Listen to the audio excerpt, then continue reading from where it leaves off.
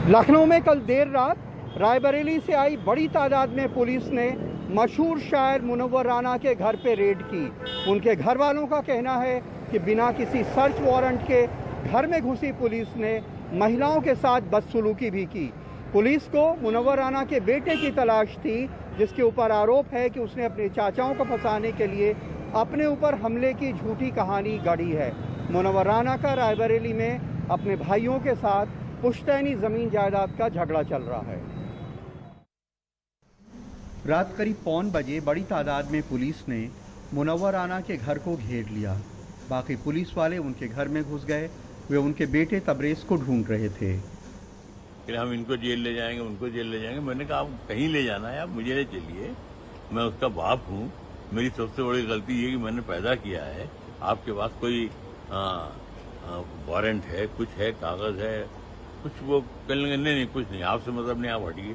Police का जो आने का तरीका था वो लग रहा था किसी बहुत बड़े गैंगस्टर के घर पर वो आ रही है कि एकदम 60-70 आदमियों का आना और 30-35 मेरे घर में डायरेक्ट बेडरूम तक चले गए और मेरी बेटियों से बच्चियों से धक्का मुक्की की। मुनव्वर राना के बेटे तबरेज ने आरोप लगाया था कि रायबरेली में उनकी कार पे उनकी जान लेने को हमला हुआ। उसने इसमें अपने 4 चाचा और एक भतीजे पे FIR की थी। पुलिस ने मौके की CCTV फुटेज जांची तो दिखा कि तबरेज की कार खुद आके एक जगह रुक जाती है, तब 2 शूटर आके उस पर फायर कर भाग जाते हैं। पुलिस का कहना है कि 2 शूटर और उसकी प्लानिंग करने वाले 2 और लोग पकड़े गए हैं, जिन्होंने अपना गुनाह कबूल कर लिया है कि तबरेज ने यह खुद करवाया था। हलीम ने 2 शूटर्स उपलब्ध कराए जिनका नाम सत्येंद्र और शुभम है। इन दोनों शूटर्स ने इनके कहने पर इनकी गाड़ी पर फायरिंग की।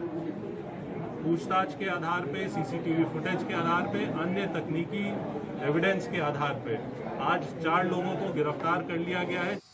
सारा झगड़ा रायबरेली में मुनव्वर राना की इन पुश्तैनी ज़मीनों का है, जिनकी मालियत करोड़ों में है। इन ज़मीनों को बेचने के लिए मुनव्वर राना ने अपने बेटे को पावर ऑफ अटॉर्नी दे दी है। उनके भाइयों का आरोप है कि उनके बेटे ने पिता के हिस्से की ज़मीन के साथ साथ उनके हिस्से की भी कुछ ज़मीनें बेच दी हैं। अब मुनव्वर राना के लड़के ने मुनव्वर राना को हटा के बाकी सबके नाम 307 का केस लगा दिया कि हम लोग सब अंदर हो जाएंगे और ये फिर इनके घर वालों के आगे हाथ पांव जोड़ेंगे कि भैया केस खत्म कराओ और सारी जमीन पे मैं कब्जा कर लूंगा फिर अपने हिसाब से, और जो होगा इन लोगों को टुकड़ों में पैसे दे देंगे। एक इतने बड़े शायर जिनके पूरी दुनिया में चाहने वाले हों, अगर उनका नाम इस तरह के ज़मीन जायदाद के झगड़ों में आता है तो बदनामी ज़रूर होती है, और ख़ास करके तब जबकि उन्होंने ये लिखा हो कि किसी को घर मिला हिस्से में या दूका आई, मैं घर में सबसे छोटा था, मेरे हिस्से में माँ आई। रायबरेली में फैज़ अब्बास और राजेश गुप्ता के साथ कमाल खान, NDTV इंडिया।